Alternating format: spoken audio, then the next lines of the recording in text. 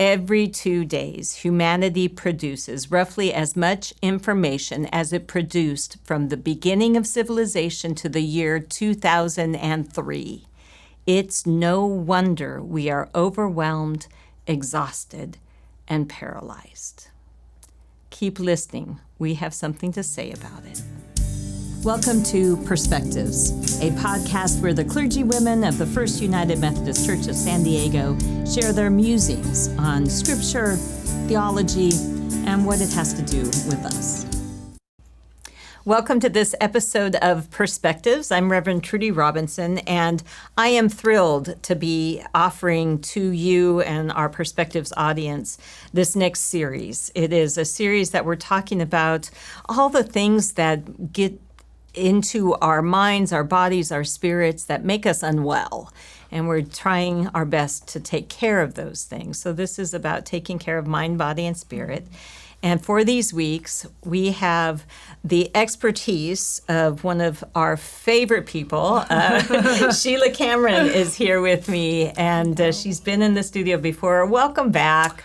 Thanks for having me back. Oh, I'm really glad you're here to help us. We could all use some help.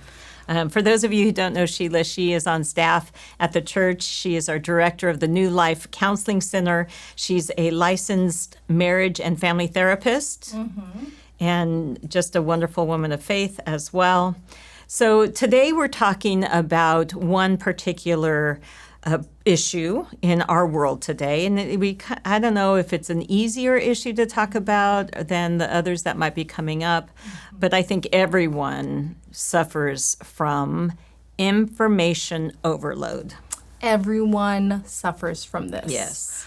I see this in my clinical practice almost on a daily basis. Oh. And as much as I'm talking about it with them, it's a reminder for me as well that I struggle from time to time as well. Yeah. So this is a very relevant topic. Yeah. In this series, we're doing something a little bit different. We're comparing. We're matching, if you will, the issue that we're talking about of our world today with some prophets of the Old Testament and some people that you might call prophets of the New Testament as well, just to see some similarities that might then give us some resources from our faith. And today we chose Daniel, the prophet Daniel, to talk about. And just for everybody's rememory, is that a word? Daniel is one of those intertestamental writings between the Old Testament and the New Testament, although the story of Daniel is set during the time of the Babylonian exile, and in fact, up until the time that the Persian conquerors came and Cyrus allowed them to go back to Jerusalem. But Daniel is depicted as a young person when all of this is happening. And most scholars believe that this was actually written in the 2nd century of the current era, addressing some of the persecution that the Christians were having at the time, but addressing it in kind of a hidden message. Daniel is to be who all of the Christians are, and to rely upon God for the circumstances that were not too different from being an exile in Babylon and being a Christian in the Roman Empire, right? So that's how it all comes together. But we know Daniel in the lion's den, right? And he is the one that served in the king's, this is the Babylonian king's court, if you will, as one who interpreted dreams for the king. And he would sometimes have visions. The king would have dreams. Nobody could interpret them except for Daniel. But Daniel could hear in all that the king had dreamt and then interpret that for him. And I like that illustration because wouldn't we all love to have somebody interpret the information we're taking in? But even so, in this little segment of a scripture passage I want to read to you, Daniel had some hard times. So this is just as kind of a signature way in which the story of Daniel is told. And this comes from chapter 8, verses 1 through 27, bits and pieces of that section.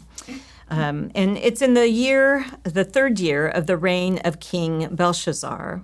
A vision appeared to me, Daniel, after the one that had appeared to me at first. And in the vision I was looking, and I saw myself in Susa, the capital, in the province of Elam, and I was by the river Ulai. When I, Daniel, had seen the vision, I tried to understand it.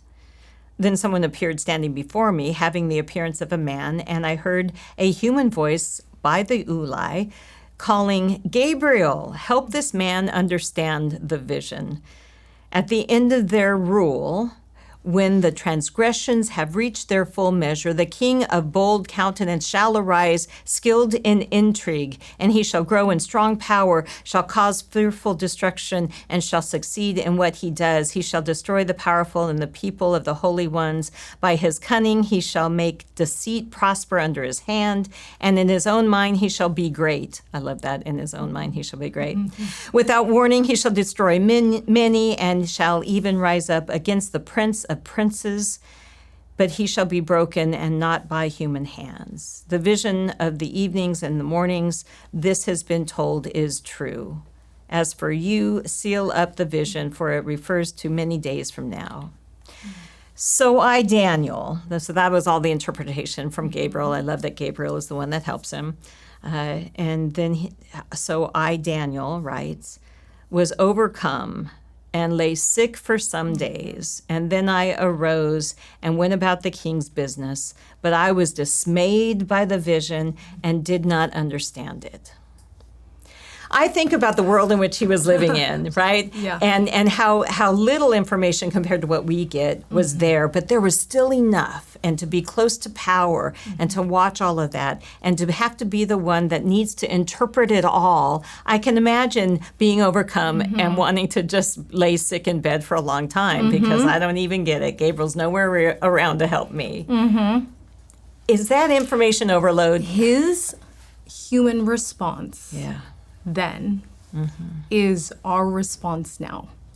Yeah. And isn't that so amazing that we can look at scripture and see ourselves and see our everyday struggle in that? It normalizes it for us, and it hopefully will reduce the guilt or the shame that we experience with all of this information overload. Right. And when we can't just power through. Yeah. Yeah. It's interesting you named the guilt and the shame. I just got back from vacation. I didn't listen to any news, didn't look at any work emails. Lovely. I'm catching up now, but it was lovely. Yeah, it is lovely, and I'm sure you're this is so relevant for you today after getting back yesterday. Yeah. Now you're inundated. What was the amount of emails? 218 emails. You were telling us at the director's meeting today that this is so relevant to you that you're experiencing it now. Yeah, yeah. And we're talking about it now. And yet the emails that I have to go through, most of them I'll be able to answer. That doesn't even account for all the information about what's happening in the world, what I scroll on my social media, all the stuff that is happening in places that I care about. I mean, I can't do anything with that. I feel like there's a guilt that people have because we have this technology and we're able to understand every facet of the world. Oh, right. That we feel like we ought to. That's our responsibility. That is disrespectful if we aren't in the know and we aren't tuned in every second of every moment of every day, and it could feel really exhausting. And there's this idea of cancel culture if you don't know, or this being labeled insensitive if you don't have the capacity to take on what's happening in another state or in another part of the world. Yeah.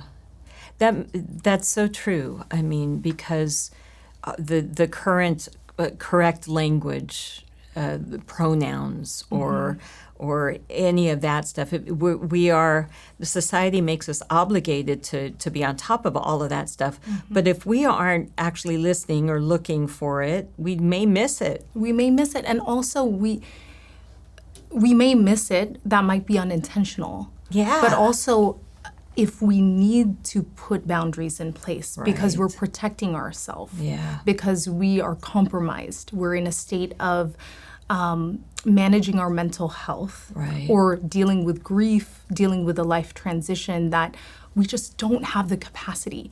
When someone passes away, I'm sorry. I am not going to tune in to understand who's winning the political race. You know? And so people then, I think people hold us to this responsibility that we should be tuned in. But we also have to be very clear in understanding people's bandwidth is not the same. So we have to be respectful of that bandwidth because what we can consume in different seasons of our life in terms of information is different than what others can consume. So we have to be sensitive to what is on other people's plate. And not have these high expectations of them. Because I'm doing it, you should be doing it too. You should be tuned in the way I'm tuned in. You know, I thought of this idea and I thought of my own information overload. But thank you for reminding me that I can make things better for other people too so in the way in which I don't have to have that same expectation that they know everything I know or have read the latest, I found in some report on the government's website, actually, that said currently the amount of information that is created every 2 days is roughly equivalent to the amount of information that was created between the beginning of human civilization and the year 2003. Do you see what's coming at us? Isn't that crazy? Right. And we're in the age of AI. This is going to be exponentially, it will be expedited. So it's like what is the standard? How do we make sense of this? It is our personal responsibility to set up boundaries, to first assess where are we getting this information, what kind of information, and then to set up healthy boundaries according to what's right for us and our home, our families, and then set up practices that ground us in mindfulness practices. So we don't feel so overwhelmed. Could I share? Please information do. Overload is the feeling of just being overwhelmed with what information we are consuming. It's when we cannot emotionally metabolize all of this information. There's importance in understanding and being in the know, but then there is this tipping point of now we are not helping ourselves. We're doing too much, we're putting too much on us, that we need to understand where that boundary is. And that is a unique thing that we have to distinguish for ourselves. I was reading in the same government website that information overload can negatively impact our job satisfaction and our performance and our decision making. And I thought about the ways in which I know I have those days where I'm consuming way too much information, and I can feel myself being like paralyzed. Not knowing what to do next, not knowing what to focus on.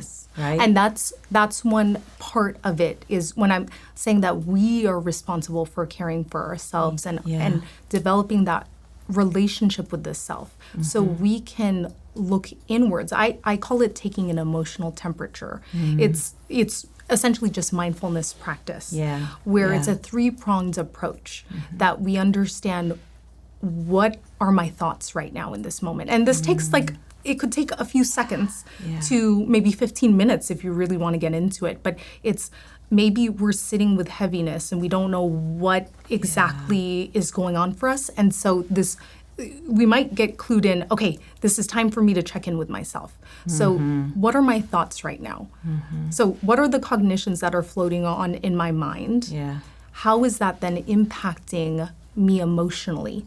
So then what are the feelings that this is producing after reading this news article or scrolling on the internet, right? You might be sitting with something. So what are the cognitions? What are the emotions that we are then experiencing because of those thoughts? And then the third prong is, then what behaviorally am I doing right now? So behaviorally, and it is that feeling, sometimes it's, I'm feeling paralyzed. I'm behaving in a way of like, I'm feeling paralyzed, I can't do much. Or it's this, for me, and I think for people who are more type A, more high functioning, like I know me, what you're like, talking about. I feel like maybe you might be in this camp too, that when there's overwhelm, I actually, my anxiety kind of kicks in a little bit, and I feel like I want to get on top of it. So then I get into action mode, and I want to do something. I want to plan. I want to fix something. I want to go for the solution, so I'm not caught off guard. And so sometimes I have to really check in with myself of behaviorally, why am I doing this? Anxiety is present. Why is it? And then we trail back. I'm doing this. Why? Anxiety is present. What happened that triggered that anxiety? And then what are my cognitions? Okay, and then what triggered that?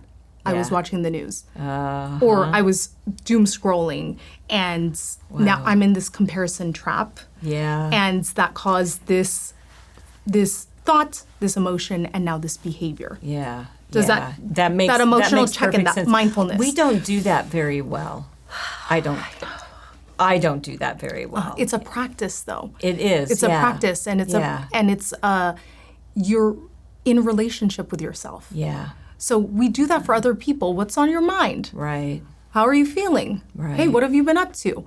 Or we do that for kids. Like, what's causing that feeling? I see something on your face. You seem sad. And then we do that for them. We guide them through, what are you thinking about? What are the thoughts? And then, oh, that's why you're hitting the pillow. Do you see that three-pronged? And so in order for us to really relate to ourselves, we have to give that to ourselves, that check-in, that mindfulness practice.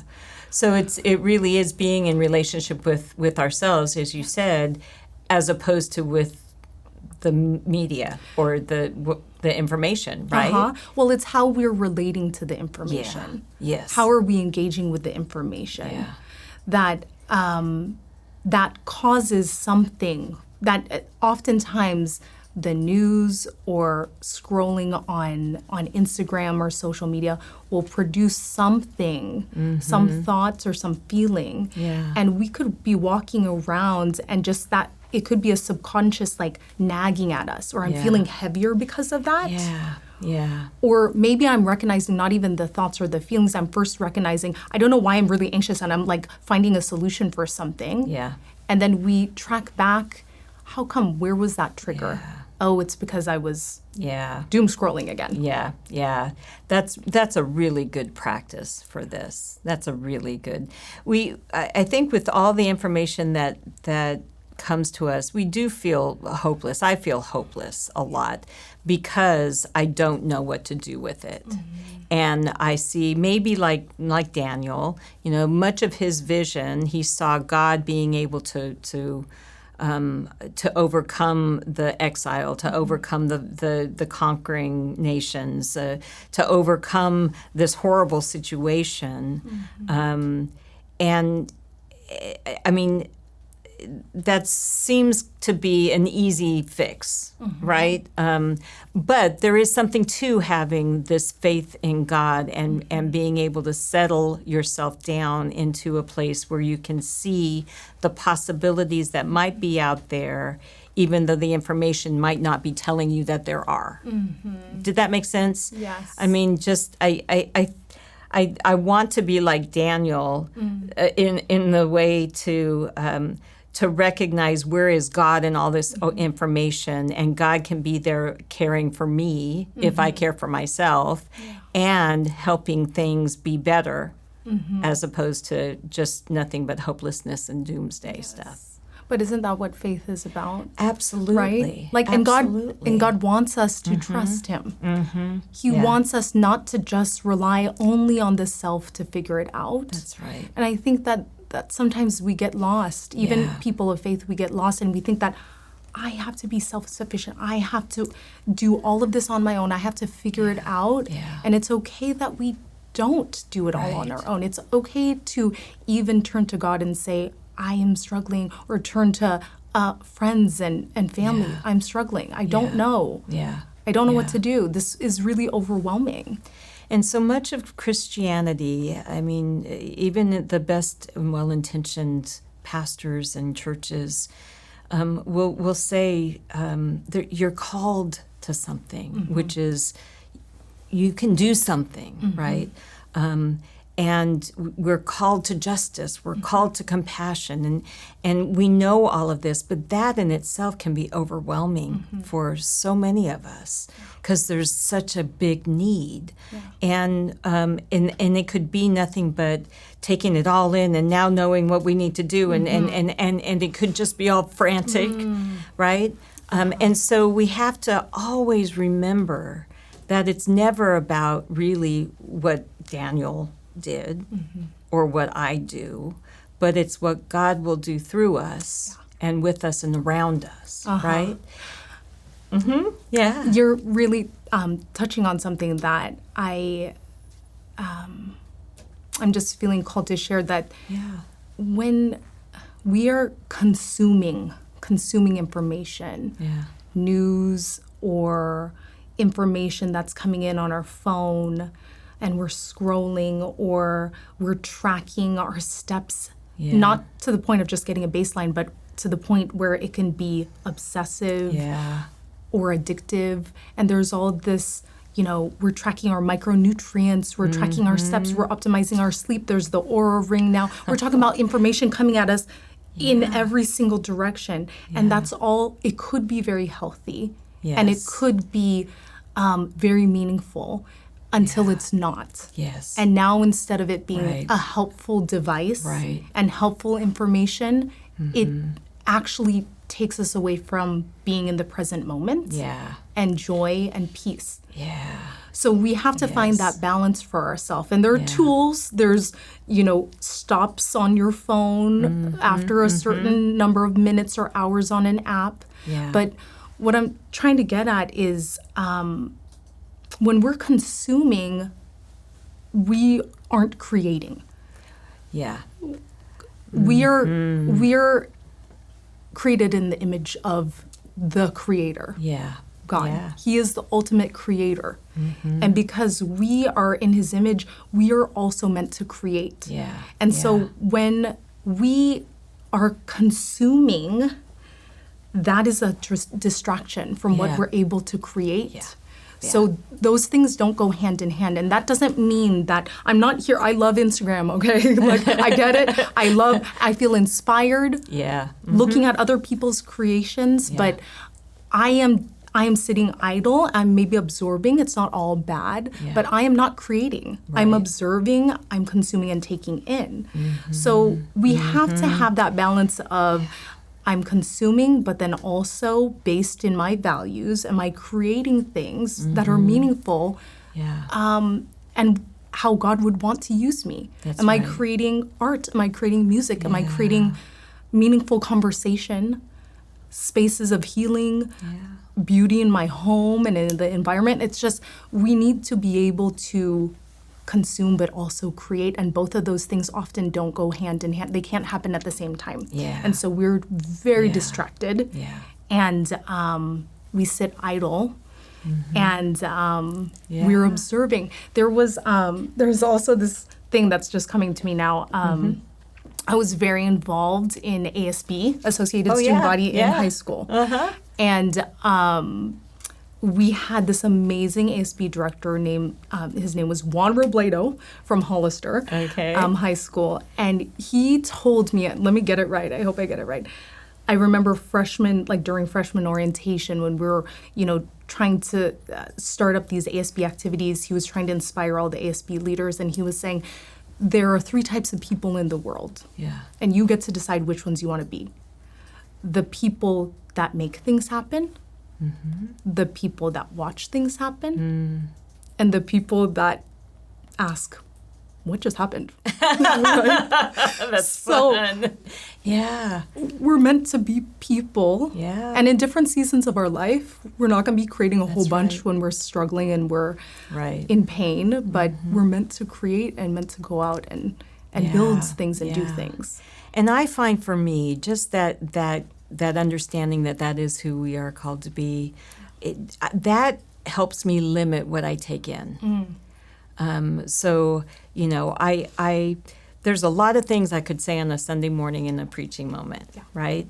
But I know that I'm not as qualified to talk about this as I am about this, or there's a lot we could do with the election, or with caring for people in our worldview, but I don't have to do it all. And so that helps me then know, okay, that's an interesting headline, but I don't need to read the article.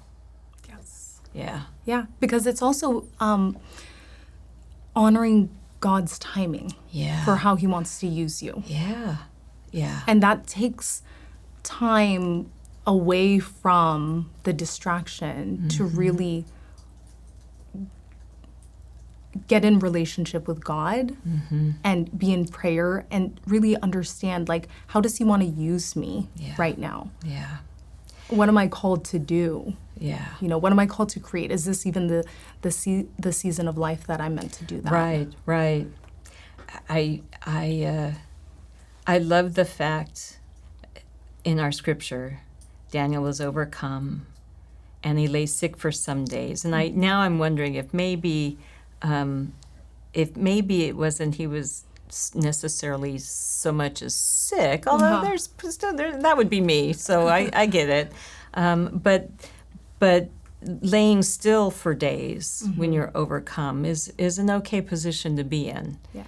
When you're waiting on God to tell you what the time is for you and what your task is to do, and to wait and see what God is doing around you and all of that. I think that's part of the story too.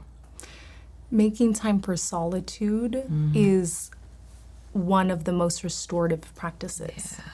Yeah. And I don't know, when I read the Bible, I feel like they did that a lot better than, they didn't have all the devices. They didn't have it was easier to do that. You could lay under a tree and look at the cloud. I don't know. They were probably really busy. I don't know. Yes. But I feel like making time for solitude, that is a practice that we need to really cultivate for ourselves, for our families. And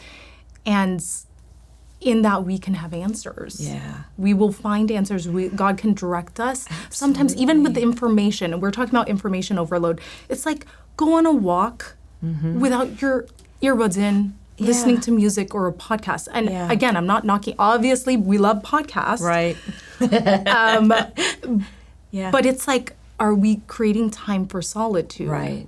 And allowing ourselves to unplug and truly be in nature. Yeah. Ask God, give me something, give me a feeling, allow me to hear your voice. When we're driving, it's like, let's just turn off the music and see what happens. Yeah. I also am feeling called right now to share a really personal story about being in solitude as we're talking about it. I'm a busy mom of 3, and I wanted a couple years ago to just I just want to do nothing on Mother's Day. So this was 3 years ago, and I decided I'm going to go to the Mission. I think it's Luis Del Rey Mission up in Escondido or North San Diego somewhere. And it was like a day of solitude where you can just go, you can take a nap if you wanted to in one of the rooms in the Mission. Yeah. The grounds there, you could just walk the grounds. They feed you lunch. And I'm like, that's what I need on Mother's Day. And that was the first time, I don't think I've ever even shared this really publicly, but that was the first time as I was just sitting after lunch by myself. There were other people there, but it was encouraged to kind of just be by yourself. I had my journal out. I'm like, God, if you're going to tell me anything, just tell me something now. Yeah. I've never heard your voice. and I heard God's voice. It was like not audible. It was a feeling, but I knew it was from God. Yeah. And he told me to go. And I'm like, I knew exactly, it was just go. Yeah. And I knew exactly what he meant. And he intended for me to go visit my uncle. Is longer story. That's another story for another time. But he told me to go. Yeah. And so I think that's finding solitude is very important. Absolutely. In our faith, in our relationship with God. Mm-hmm. I have stories. We could talk for a long, long time. I'm sure. This has been so rich. You've given us lots of things to think about already, and I know there's more to come. Thank you so much for being with us. Thank you. We hope you have enjoyed this conversation. There's so much more we could say, and we will be saying in the weeks to come. But glad you joined us for this conversation about information overload. As you think about this, we give you a couple of questions that you can play with, or anything else. We'd love to hear some of your answers as well. But this is what I'm curious about. I'm wondering how your faith can be a resource to deal with information overload. And related to that, I think, is what is it about Daniel's story of faith that would be important for you to hold on to? And what information do you need to gather in order for you to do what you need to do? Does that make sense? There you go. And the flip side of that, of course, is what do you need to let just kind of go for a while? Thank you so much for listening. We'll catch you the next time we're in the studio together for the next episode of Perspectives. Thanks for listening. Thank you so much. Of course. This is a production of First United Methodist Church of San Diego. To learn more about our events and ministries and to access additional learning resources, visit fumcsd.org.